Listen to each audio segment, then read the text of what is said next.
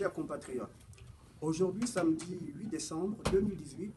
s'est tenue à Albany, capitale de l'État de New York aux États-Unis, une réunion de la diaspora oppositionnelle gabonaise de l'Amérique du Nord, dont a pris part la Fondation Jacques Okoye pour la bonne gouvernance en Afrique. L'ordre du jour de cette réunion portait essentiellement sur deux points, à savoir la modification de la Constitution en son article 13 et la vacance actuelle du pouvoir exécutif. Mesdames et messieurs, chers compatriotes, relativement au premier point, à savoir la modification de la Constitution en son article 13,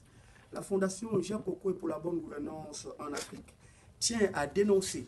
avec la dernière énergie l'acte anticonstitutionnel de travestissement de la loi fondamentale en son article 13 qui a été bonifié de manière unilatérale d'un alinéa par la criminelle Dame Boranto, conférant ainsi rang et prérogatives de chef de l'État au vice-président de la République, simple factotum selon la Constitution. La Fondation Jacques Okoye pour la bonne gouvernance en Afrique estime que la modification de la Constitution doit, pour quelque raison que ce soit, être du seul fait direct du peuple, par référendum, et ou indirect du Parlement, c'est-à-dire l'Assemblée nationale et le Sénat. Par conséquent, le juge constitutionnel, dont le rôle est d'interpréter la loi fondamentale, ne saurait se substituer au peuple ou au législateur.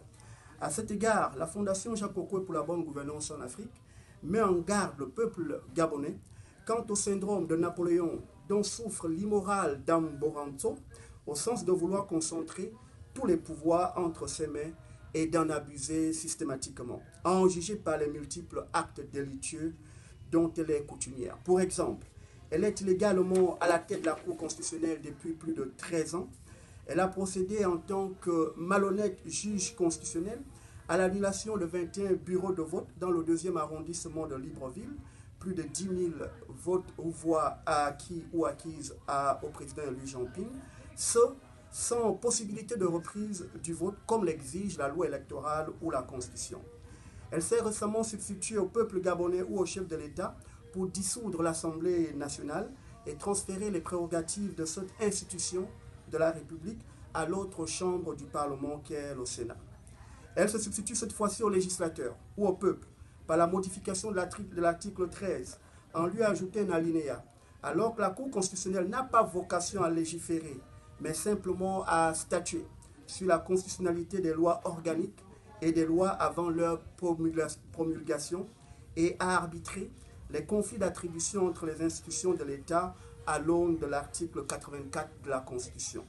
Elle se présente comme une redoutable affairiste. Elle est en même temps juge constitutionnel et propriétaire, par exemple, de Berthe et Jean, alors que la Constitution qu'elle est censée protéger ou dire statue en son article 14 l'incompatibilité des fonctions de représentants d'institutions de la République avec des activités privées à caractère lucratif. En cela, l'immoral Dame Boranto apparaît, contrairement à l'article 5 de la Constitution, comme une dangereuse monarque pour le peuple gabonais dont il importe de mettre un terme définitif à la mégalomanie et à la partisanerie. Mesdames et messieurs, chers compatriotes,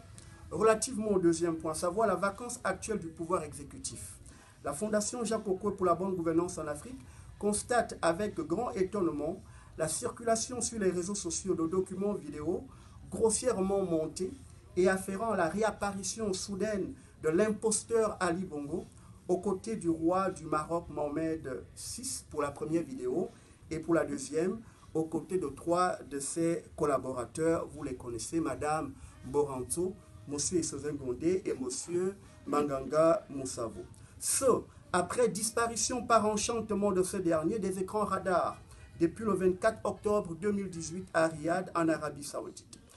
La Fondation Jacques Okoye pour la bonne gouvernance en Afrique estime que ces grotesques documents vidéo sont un mépris total de la Constitution de notre pays, une injure à l'intelligence de notre peuple et une humiliation pour la mère patrie.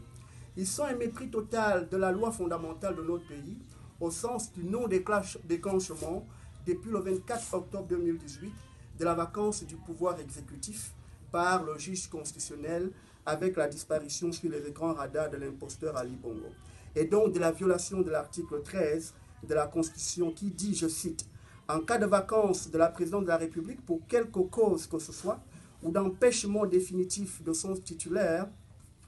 constaté par la Cour constitutionnelle, saisie par le gouvernement et statuant à la majorité absolue de ses membres, ou à défaut par les bureaux des deux chambres du Parlement, statuant ensemble à la majorité de leurs membres, les fonctions du président de la République, à l'exception de celles prévues aux articles 18, 19 et 116 alinéa 1er, sont provisoirement exercées par le président du Sénat ou en cas d'empêchement de celui-ci, dûment constaté par la Cour constitutionnelle, saisie dans les mêmes conditions que ci-dessus par le premier vice-président du Sénat. C'est d'ailleurs l'occasion ici pour moi de rappeler qu'il est important de protéger la vie de Mme Lucie Milebou, qui actuellement est la présidente du Sénat. En lieu et place de l'application du dit article 13 de la Constitution par la déclaration de la vacance du pouvoir, ce que la criminelle juge constitutionnelle Moranto a trouvé mieux de faire, c'est de travestir unilatéralement cette disposition constitutionnelle en la bonifiant d'un alinéa qui accorde au simple factotum de vice-président les rangs et prérogatives de chef de l'État. Ils sont une injure à l'intelligence du peuple gabonais, de par ses multiples questionnements. Comment comprendre qu'un kidam, un individu, frappé d'un AVC avec hémorragie au cerveau, qui a subi une grosse opération chirurgicale d'ouverture de la boîte crânienne, d'aucuns parlent de cranioplastie,